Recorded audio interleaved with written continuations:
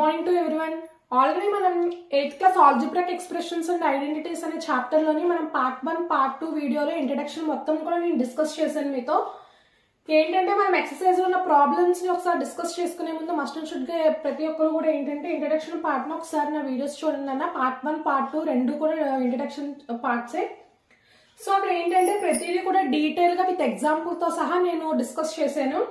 ఈ రోజు ఇప్పుడు డిస్కస్ చేయబోయే టాపిక్ ఏంటంటే ఎక్సర్సైజ్ లో 9.1 లో ఉన్న ఫస్ట్ ప్రాబ్లం గురించి ఒకసారి ఈ రోజు లెర్న్ చేద్దాం. ఫస్ట్ వచ్చేసరికి identify the terms and quotients of each of the expressions అని అడిగారు. అంటే ఎక్స్ప్రెషన్స్ ఇవన్నీ కూడా ఎక్స్ప్రెషన్సే. ఇది 9.1 లో ఉన్న ఫస్ట్ ప్రాబ్లం నాన్న. చూడండి ఎక్స్ప్రెషన్స్ ఎన్ని ఇచ్చారు.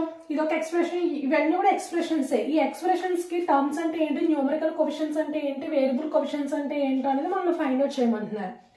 ఆల్రెడీ నేను పార్ట్ 1 వీడియోలో నన్ను అసలు టర్మ్స్ గురించి నేను చాలా డీటెయిల్ గా చెప్పాను ఇంట్రడక్షన్ పార్ట్ లో. ఒక్కసారి మీరు రీకాల్ చేసుకోండి, ఓకేనా.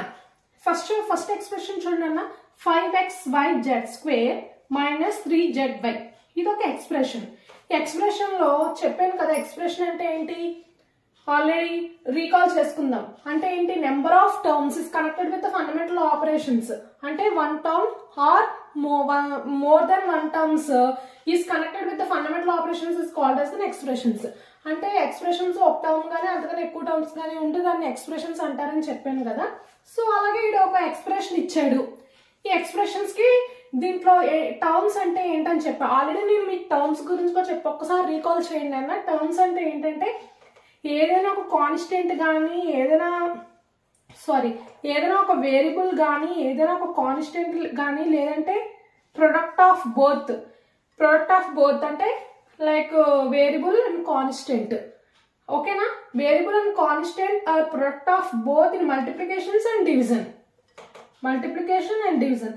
ఇట్లా ఉన్న వీటిని ఏమంటారంటే టర్మ్స్ అంటామని చెప్పి నేను ఆల్రెడీ ఇంట్రడక్షన్ పార్ట్ లో నేను మీకు డిస్కస్ చేశాను, ఓకేనా.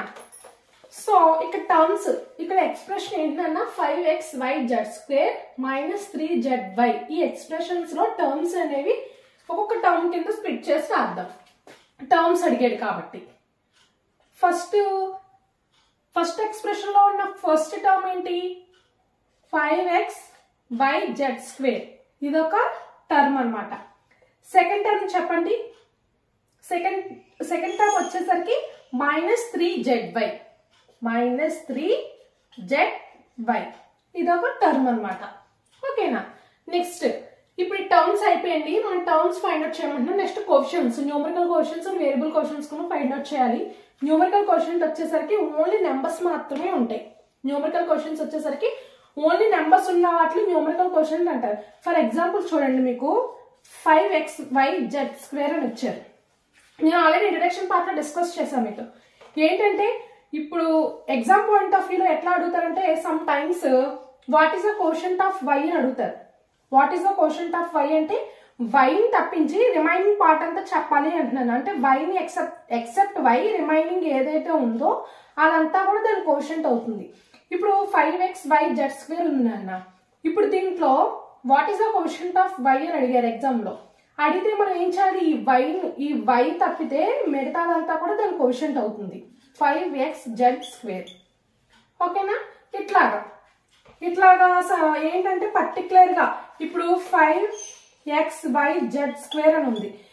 ఈ టర్మ్ లో ఏదైనా ఒక పర్టికులర్ గా ఇప్పుడు what is the quotient of z² అని అడిగారు అనుకోండి, z² మాత్రం తప్పించి రిమైనింగ్ ఉన్నదంతా కూడా దాని కోషంట్ అవుతుంది.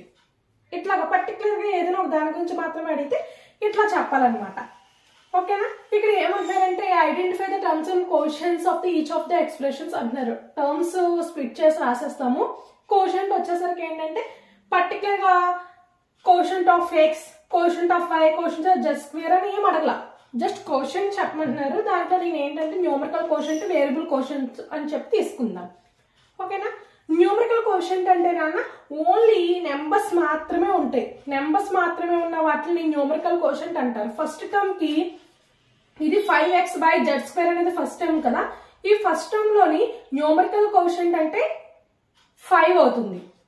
న్యూమరికల్ కోషంట్ 5 అవుతుంది. ఇదే ఫస్ట్ టర్మ్ లో వేరియబుల్ కోషంట్ ఏమవుతుంది అంటే xyz². Z square. అంటే ఎక్సెప్ట్ నెంబర్ తప్పించి ఎక్స్ బై జెడ్ స్క్వేర్ అనేది మొత్తం కూడా వేరియబుల్ కోషంట్ అనేది అవుతుంది. ఓకేనా. నెక్స్ట్ చూడండి -3zy ఉంది నెక్స్ట్ టర్మ్ లో -3zy ఉంది. దీంట్లోని న్యూమరికల్ కోషంట్ ఏమవుతుంది -3 మైనస్ కూడా ఇంక్లూడ్ చేయాలి. -3 is the numerical quotient, zy is the variable quotient. ఎందుకన్నా వేరియబుల్స్ అంటే తెలుసు కదా మీకు ఎట్లా ఉంటాయి, ఎక్స్ వై జెడ్ లేదంటే పీక్యూఆర్ వేరియబుల్స్ తెలుసు కదా. అంటే ఏంటంటే ఓన్లీ నెంబర్స్ ఉంటే వాటి న్యూమరికల్ క్వశ్చన్స్ అని, నెంబర్స్ లేని వాటిలో ఏంటంటే వేరియబుల్ క్వశ్చన్స్ అని చెప్పి తీసుకుంటాం. నెక్స్ట్ అండి ఇక్కడ 1 + x + x². ఓకే, ఇది ఒక ఎక్స్ప్రెషన్, ఇది అనేది ఒక ఎక్స్ప్రెషన్. ఈ ఎక్స్ప్రెషన్ లో టర్మ్స్ ఫస్ట్ స్ప్లిట్ చేసి రాసేసుకుందాం. 1 అనేది ఒక టర్మ్, నెక్స్ట్ చూడండి ఎక్స్ అనేది ఒక టర్మ్, x² అనేది ఒక టర్మ్. అవునా, 3 టర్మ్స్ ఉన్నాయి సెకండ్ ఎక్స్ప్రెషన్ లో. 1x x², 1x x², ఈ 3 టర్మ్స్ ఉన్నాయి. ఈ 3 టర్మ్స్ లోని న్యూమరికల్ కోషంట్స్ ఏంటో రాయాలి. న్యూమరికల్ కోషంట్ ఫస్ట్ టర్మ్ కి న్యూమరికల్ కోషంట్, ఈ ఫస్ట్ ఇది ఒక టర్మ్ కదా, ఈ టర్మ్ కి న్యూమరికల్ కోషంట్ ఏంటన్నా 1. ఆల్రెడీ 1 కదా ఉంది, పక్కన వేరియబుల్స్ ఇంకేం లేవు, ఓన్లీ 1 కదా ఉంది. సో 1. ఓకే, నెక్స్ట్ చూడండి ఎక్స్ ఉంది. ఎక్స్ కి ముందు ఏమీ లేకపోతే 1 ఉన్నట్టే కదా, 1 అని చెప్పి తీసుకోవాలి. వేరియబుల్స్ కి ముందు ఏమీ లేకపోతే 1 కింద కన్సిడర్ చేసుకోవాలి. ఓకేనా. ఇప్పుడు సెకండ్ టర్మ్ కి న్యూమరికల్ కోషంట్ ఏమవుతుంది అంటే సెకండ్ వేరియబుల్ కూడా 1 అవుతుంది. నెక్స్ట్ చూడండి అన్న థర్డ్ వేరియబుల్ లో థర్డ్ టర్మ్ చూడండి, థర్డ్ టర్మ్ కూడా ముందు ఏమీ లేదు, సో ఏమీ లేకపోతే మనం 1 కింద తీసుకోవాలి. దీనికి కూడా న్యూమరికల్ కోషంట్ ఏమవుతుంది అంటే 1 అవుతుంది. ఇప్పుడు వేరియబుల్ కోషంట్ లోకి వెళ్దాం. ఫస్ట్ టర్మ్ కి వేరియబుల్ క్వశ్చన్స్ ఏమేమి ఉన్నాయన్న, ఇక్కడ వేరియబుల్స్ ఏమీ లేవు కదా, నెంబర్ ఉంది, పక్కన ఏది లేదంటే వేరియబుల్స్ ఏమీ లేవు, ఎక్స్ కానీ వై కానీ జెడ్ కానీ లైక్ పీక్యూఆర్ ఏమీ లేదు, ఓన్లీ 1 ఉంది. సో ఈ టర్మ్ కి న్యూమరికల్ కోషంట్ అయితే 1 అవుతుంది. వేరియబుల్ కోషంట్ వచ్చేసరికి ఏమీ లేవు కాబట్టి, లైక్ వేరియబుల్స్ ఏమీ లేవు కాబట్టి అక్కడ మనం ఫస్ట్ టర్మ్ కి వేరియబుల్ క్వశ్చన్స్ నో, ఏమీ లేవు కదా. ఓకే, సెకండ్ టర్మ్ చూడండి వేరియబుల్ క్వశ్చంట్ ఎక్స్ సెకండ్ టర్మ్ కి. థర్డ్ టర్మ్ చూడండి వేరియబుల్ క్వశ్చంట్ x², వేరియబుల్స్ x² అంటే 1, న్యూమరికల్ క్వశ్చన్ తప్పించి మిగతాది x² అని చెప్పి తీసుకుంటాం. ఓకే, ఇది సెకండ్ ఎక్స్ప్రెషన్ కి. థర్డ్ ఎక్స్ప్రెషన్ చూడండి అన్న 4x² y² minus 4x² y² z² + z². ఇదంతా ఒక ఎక్స్ప్రెషన్. ఈ ఎక్స్ప్రెషన్ కి ఫస్ట్ టర్మ్స్ కింద స్ప్లిట్ చేసేద్దాం. 4x² y² ఇది ఒక term, next -4x² y² z² ఇది ఒక టర్మ్, నెక్స్ట్ z² అనేది ఒక టర్మ్. ఓకేనా, ఇలా స్ప్లిట్ చేస్తాను అనమాట టర్మ్స్ కింద. ఫస్ట్ ఈ టర్మ్ న్యూమరికల్ కోషంట్ అనేది ఫైండ్ అవుట్ చేద్దాం.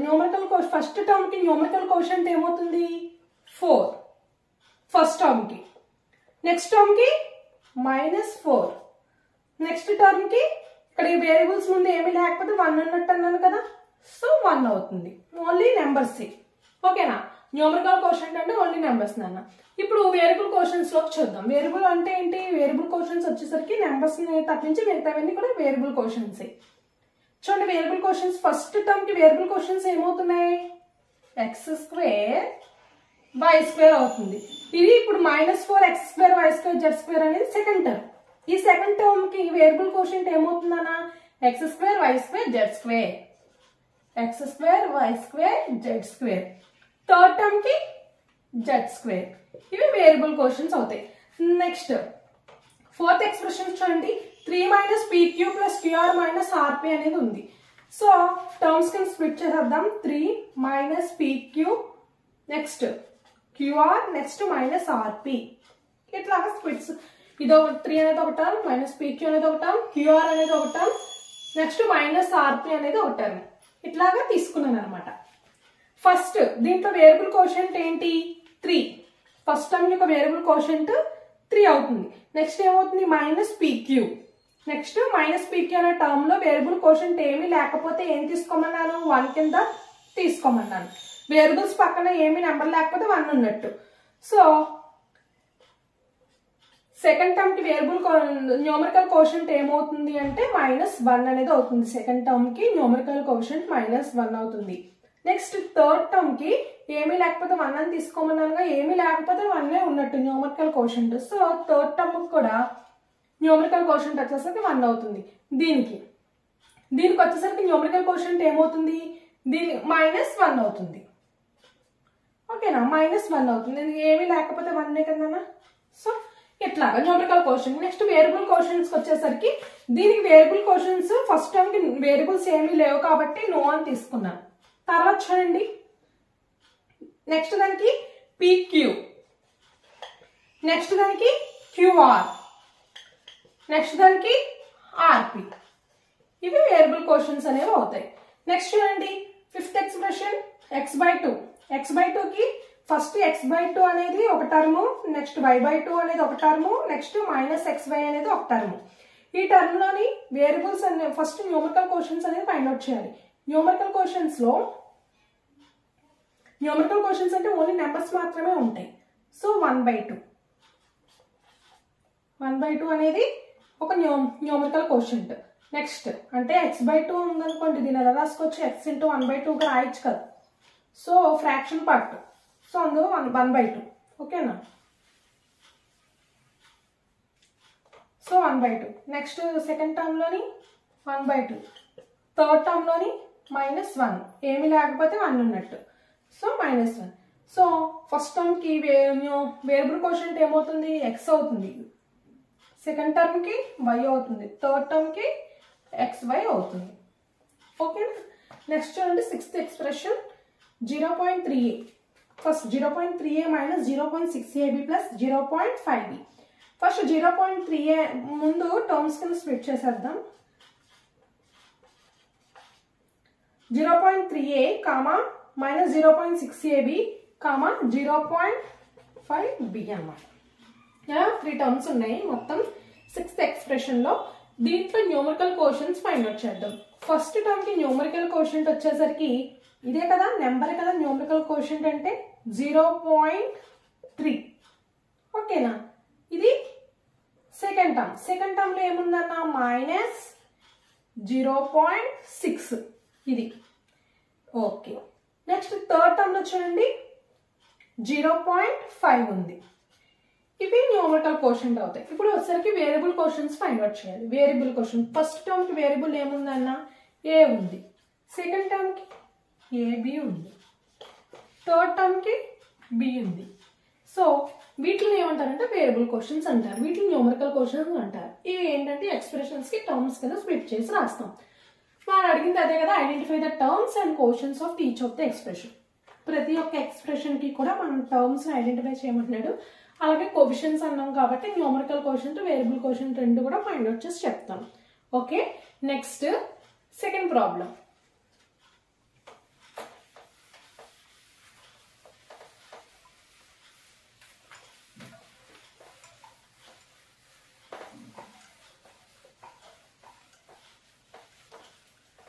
నెక్స్ట్ సెకండ్ ప్రాబ్లం నాన్న,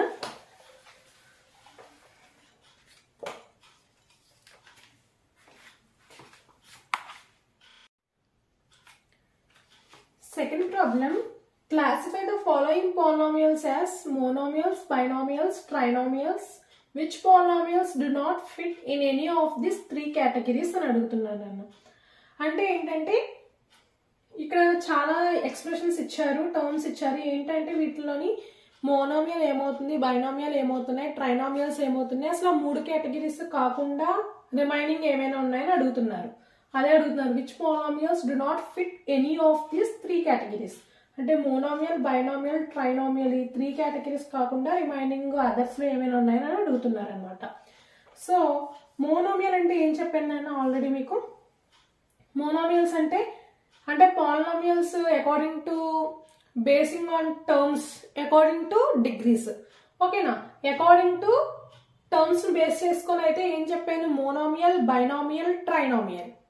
అకార్డింగ్ టు ఇంకా మల్టీనామియల్స్ కూడా ఉంటాయి. అదే ఇంకా ఏంటంటే 3 టర్మ్స్ కన్నా ఎక్కువ ఉంటే వాటిని మల్టీనామియల్స్ కూడా అంటారని చెప్పి మనం డిస్కస్ చేసుకున్నాము. బట్ ఏంటంటే వాడు ఇక్కడ మోనోమియల్, బైనామియల్, ట్రైనామియల్ వరకే అడిగారు అనమాట. అది అకార్డింగ్ టు డిగ్రీస్ ని బేస్ చేసుకుంటే లీనియర్ పాలినామియల్ అని, క్వాడ్రాటిక్ పాలినామియల్ అని, సో అట్లా క్యూబిక్ పాలినామియల్ అని చెప్పి తీసుకున్నాం. ఇక్కడ మోనోమియల్ అంటే ఏంటంటే టర్మ్స్ ని బేస్ చేసుకునే మాట్లాడతాం. అంటే ఏంటంటే 1 టర్మ్ ఉంటే మోనోమియల్ అంటాము, 2 టర్మ్స్ ఉంటే బైనోమియల్ అంటాము, 3 టర్మ్స్ ఉంటే ట్రైనోమియల్ అంటాం, మోర్ దాన్ ఎక్కువ ఉంటే అదర్స్ కేటగిరీలో వెళ్ళిపోతుంది. ఓకేనా. ఫస్ట్ మోనోమియల్ అంటే ఓన్లీ 1 టర్మే ఉండాలి. ఇక్కడ చూడండి ఎక్స్ ప్లస్ వై, ఎక్స్ అనేది ఒక టర్మ్, వై అనేది ఒక టర్మ్.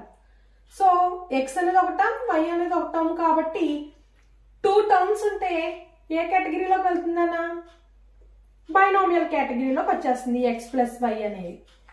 ఓకేనా. ఇది అనేది కంప్లీట్ అయింది. ఎక్స్ ప్లస్ వై అనేది ఎక్స్ అనేది ఒక టర్మ్, వై అనేది ఒక టర్మ్, 2 టర్మ్స్ ఉన్నాయి కాబట్టి అది బైనోమియల్ కేటగిరీలోకి వెళ్తుంది. అందుకే ఎక్స్ ప్లస్ వై అని చెప్పి ఇక్కడ తీసుకున్నా, బైనోమియల్ లో రాశాను. నెక్స్ట్ చూడండి ఇక్కడ ఓన్లీ 1 టర్మే ఉంది, 1000. ఓన్లీ 1 టర్మే ఉంది. 1 టర్మ్ అంటే ఏం చెప్పాను, మోనోమియల్లోకి వెళ్తుంది, మోనోమియల్ కేటగిరీలోకి వచ్చేస్తుంది అనమాట. 1 టర్మ్ ఉంటే మోనోమియల్లోకి వచ్చేస్తుంది, 2 టర్మ్స్ ఉంటే బైనోమియల్లోకి వచ్చేస్తుంది, 3 టర్మ్స్ ఉంటే ట్రైనోమియల్లోకి వస్తుంది. ఇంకా అందుకని ఎక్కువ టర్మ్స్ ఉంటే ఇక్కడ అదర్స్ అడిగారు కాబట్టి ఆ కేటగిరీలో రాసుకుంటాం అనమాట. ఓకేనా. ఇప్పుడు చూడండి, okay x plus y binomial, 1000 monomial. Next x plus x square plus x cube plus x power 4 ఉంది. అంటే 1 2 3 4 టర్మ్స్. 4 టర్మ్స్ అంటే వాడు ఇంకేమంటున్నారు, అదర్ కేటగిరీస్ లోకి వెళ్ళిపోద్ది. 4 టర్మ్స్ ఉన్నాయి కదా, అప్ టు ట్రైనోమియల్ వరకే మళ్ళీ అడిగాడు ప్రాబ్లమ్స్ లో. మోనోమియల్, బైనోమియల్, ట్రైనోమియల్ అంటున్నాడు. అప్ టు 3 కేటగిరీస్ అడిగారు కాబట్టి 4 టర్మ్స్ ఉన్నాయి. 4 టర్మ్స్ ఉన్నాయి కాబట్టి అది మోనోమియల్లోకి రాదు, బైనోమియల్లోకి రాదు, ట్రైనోమియల్లోకి రాదు. సో అందుకని అదర్స్ లోకి ఇక్కడ రాసుకుందాం మనం. ఏంటంటే first x plus x square plus x cube plus x power 4. Okay, ఇది కంప్లీట్ అయింది. నెక్స్ట్ చూడండి, next expression 7 plus y plus 5x. 7 అనేది ఒక టర్మ్, వై అనేది ఒక టర్మ్, 5x అనేది ఒక టర్మ్. సో ఇక్కడ టోటల్ గా 3 టర్మ్స్ ఉన్నాయి.